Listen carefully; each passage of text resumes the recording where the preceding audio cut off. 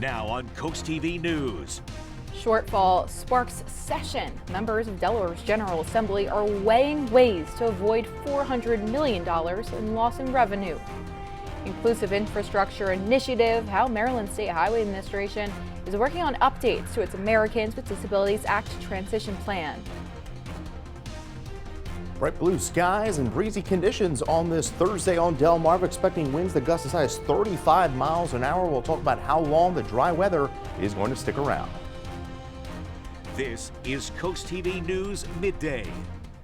Good morning and thank you for joining us. Today is Thursday, November 13th. I'm Grace Eckerly and welcome to CoastTV News Midday.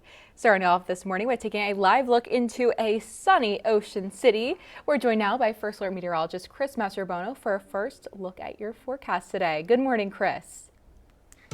Good morning, Grace. Yes, it's a warm. We're warming up pretty nicely out there across the area, up to 56 right now in Salisbury. We have winds right now out of the northwest, but we're dealing with some pretty good clear skies across the peninsula as well. A few clouds streaming in across portions of eastern Pennsylvania as well as New Jersey, but high pressure back off to the west is going to continue pushing eastward and build over the area. We're at 56 in Milton, 56 in Millsboro, 54 Georgetown, and we are holding at 53 in Lewis. You can see those winds out of the northwest, west-northwest, gusting 31 miles an hour in Salisbury, 29 in Georgetown. So over the next 12 hours, we're going to see plenty of sunshine. Temperatures holding in the mid to upper 50s. Will stay clear through the evening, falling to 47 by around 7 o'clock. And we are going to see plenty of sunshine through the day tomorrow as well. Not as windy, with temperatures holding in the mid to upper 50s. We'll talk about some rain chances coming in over the weekend in my full 7-day forecast here in just a bit. Thank you, Chris. And it's our top story this hour. Delaware lawmakers attempting to address a projected budget shortfall today. The General Assembly is reconvening for an extraordinary session with a looming $400 million loss in revenue. Lawmakers will consider a bill that would decouple Delaware tax code with federal tax law, and according to state Democrats, new federal tax breaks will cause the state to lose hundreds of millions. Also taking place today at Legislative Hall, a discussion of remote participation for lawmakers. House Substitute 1 for House Resolution 19 would update House rules to allow members to attend and participate remotely, but only if a quorum of lawmakers is physically present in Dover. According to legislation, the Speaker of the House would still need to authorize any remote participation, and anyone participating remotely would be required to appear on camera for votes and attendance roll calls. Now, to be clear, the remote participation is only to be used during special sessions. Also, part of that extraordinary session today are property taxes. Senate Bill 206 would extend the deadline for paying 2025 to 2026 property taxes in Newcastle County. Those supporting this say the measure is needed after a court case delayed the mailings of tax bills. The current payment deadline is November 30th, but under this bill, that date would move to December 31st, 2025. Taking a look in Maryland, the state could be facing a budget deficit going into 2026. According to state budget analysis, there could be a $1.4 billion structural deficit. This was discussed on Wednesday at a Spending Affordability Committee gathering, and it's important to note that earlier this year, lawmakers said that the state was up against a more than $3 billion deficit, which the state says used new taxes and fees to try to resolve. And a piece of history is on the move in Lewis. CoastTV News spoke with Terrence McGovern. He's treasurer of Fort Miles Museum, and he told us that the cannons were first in place in Fort Miles. That was established during World War II, which meant that they were there to defend against German fleets that never came, and then the cannons never fired. He says they've now been spruced up with the new axle and wheels. They were originally located by the bathhouse, and the cannon has since been moved just moments ago to the Outside Air Artillery Park so that visitors can learn more about the history of Delaware Bay and Lewis. The Indian River Volunteer Fire Company and Millsboro EMS responded to a crash at John J. Williams Highway and Oak Orchard Road that was in Millsboro last night. The fire company says a Dodge Durango and Mercedes-Benz collided at that intersection. You can see the damage on your screen here. State police are now investigating the cause of that crash. Stay with us on CoastTV News Midday, because after the break, we take a step back in time to see how lives were saved along the coast long before the Coast Guard was formed. It's this week's Coastal Connections up next.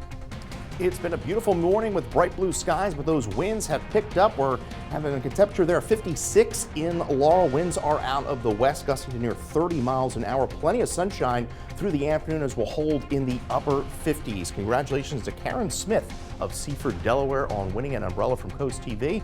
We'll talk about some milder temperatures and some showers over the weekend. My full 7-day forecast here in minutes.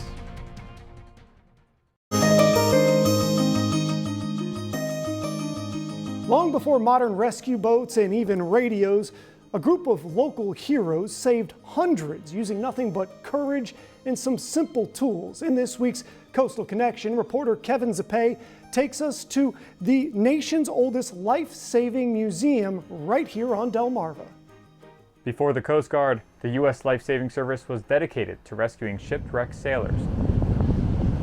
And the old station along Route 1 is now a place where visitors can step back in time to learn just how important this station once was. At that time, most people couldn't actually swim. So even if, shore was in sight, they were probably going to die before they got over here. So really important to have somebody who could respond. Tyler Dryblatt is the interpretive programs manager for the Delaware Seashore State Park.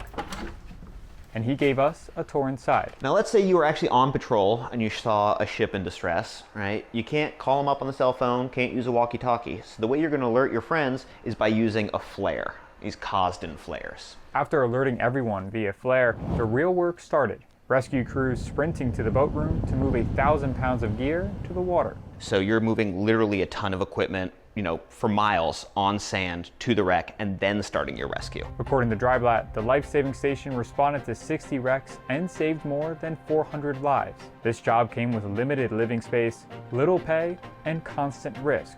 So why would someone take on the role? They were really held in high regard. In a time before like movie stars or sports heroes, surfmen were some of the first big public heroes. The life-saving station started in 1876 before merging with the Revenue Cutter Service to form the U.S. Coast Guard in 1915. Although this cupola is no longer used to watch for shipwrecks, it's still being used to help boaters out at sea. And just last year, we put up something called Station Keeper, which is a whale monitoring program. So we'll get signals alerting us to whales in the area, and that will actually pass it off to other ships and kind of help reroute them. So again, we're not saving human lives here anymore, but we are still saving lives, and I just think it's a really cool legacy for us to have. If you would like to see some part of coastal history, be sure to stop at the Life Saving Museum here in Rehoboth Beach that shows you what it took to save lives on the coast. I'm Kevin Zappe in Rehoboth Beach, CoastTV News. Well, it has been a beautiful morning. Hard to believe 2 weeks away from Thanksgiving, and we are seeing some beautiful conditions out there. If it really wasn't for this pesky wind that we're dealing with, it would be really a picture-perfect day, but 57 degrees, so at least we're much milder than we were at earlier in the week. We're at 56 in Milton, 54 Milford, 55 Gumboro, and we are holding at 54 in Ocean City. Winds have really picked up through the morning. We're seeing gusts now 29 in Georgetown, 31 Indian River Inlet, and 31 in Salisbury. Now we continue to see that small craft advisory up for the Delaware coast that runs through 6 a.m. Friday for that threat of winds as high as 25-35 offshore. We also have that small craft advisory from Ocean City through Assateague Island that runs through 7 o'clock this evening, and then along the Chesapeake Bay that runs through 5 o'clock this evening. Seeing clear skies through the peninsula, a few clouds to the north. Across Pennsylvania, New Jersey, we have a weak disturbance sinking southward. That moisture will miss us. This high pressure system will not. It's pushing eastward, and it's really going to dominate our weather pattern here over the course of the next few days. Well, we have a slither of the peninsula in a moderate drought here. You can see it extending from northwestern portions of Sussex County, southern Kent into eastern portions of Dorchester County, and some of Wicomico County, midshore. So we need some rain across the area. You can see across the coast, not dealing with any type of drought or abnormally dry conditions. For the month in Georgetown, we're about 85/10ths shy of where we should be for this time of year. But overall, as for the year, we're running over 1.5 inches. So we're still in pretty good shape for Georgetown and the coast. But as you can see, the 8 to 14 day precip outlook slightly above wet normal as far as wetter conditions across the eastern half of the country. No real big storm systems to contend with here over the next week or so. High pressure is going to be building in, and that's really going to keep us nice and dry over the course of the next few days. Plenty of sunshine through the afternoon. We'll fall to 51 by around 5. And it's going to be a cold night. Clear skies with the winds relaxing. I think we'll see temperatures bottom out lower to mid-30s away from the beaches overnight into Friday morning. By Friday afternoon, not as windy. Temperatures were once again holding kind of similar to where we're at today. And then the weekend is definitely trending milder with a chance of showers late Saturday. There's those winds gusting over 30, 35 miles an hour over the next few hours.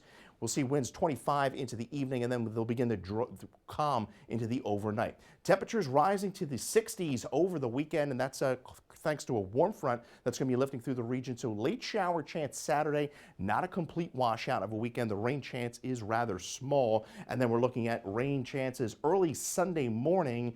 The cold front works in Sunday afternoon, and then the temperatures fall, and then we see some colder air work in here early next week. We're at 66 Sunday with morning showers.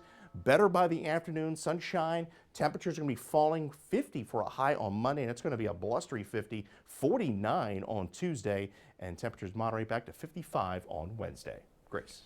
Thank you, Chris. Tonight you can watch that Delaware Blue Coats game tonight on DSN at 7 p.m. Then you can catch that final score at 11 p.m. And here's what you can look forward to this afternoon on Coast Life at 4 p.m. Coming up today on Coast Life at 4 o'clock, you're not going to want to miss it. We're talking about taking your phone out during a date. Is that a faux pas or just the state of the world? That's our Spill the Tea. Plus, Leah Rizzo going to head down to the Art League of Ocean City to check out their new exhibit. And of course, we've got that great new 3D looking mural in Lewis. Kendall Gordon is going to be walking us through what's going on with that. It is beautiful. You don't want to miss it. And you don't want to miss today's show at 4 o'clock. It's Coast Life. A Virginia family has taken in a foal from one of the oldest traditions in the state, the Chincoteague Pony Swim. And after years of volunteering and training with horses, 14-year-old Emily is now raising one herself. Kate Nectarline shows us how Emily and Lainey's unique bond has changed one family's life for the better. It's just been a really rewarding experience. Each morning, before heading to Western Albemarle High School, Emily comes here to take care of and train Lainey, born as a wild pony on Assateague Island. She still has that little wild spirit. There's something about them that's just so special. For years, Emily dreamed of being a part of the Chincoteague Pony Swim and Auction, a century-old tradition in the eastern part of Virginia. Emily has been a horse-crazy girl since she was itty-bitty. Brianne Williams is Emily's mom. And I thought, oh, maybe this will be a passing phase. It was not a passing phase for her. When she was in 6th grade, Emily put that not passing phase to work, volunteering every week at Hope's Legacy Equine Rescue in Albemarle County. She was incredibly dedicated. She was very calm around the animals.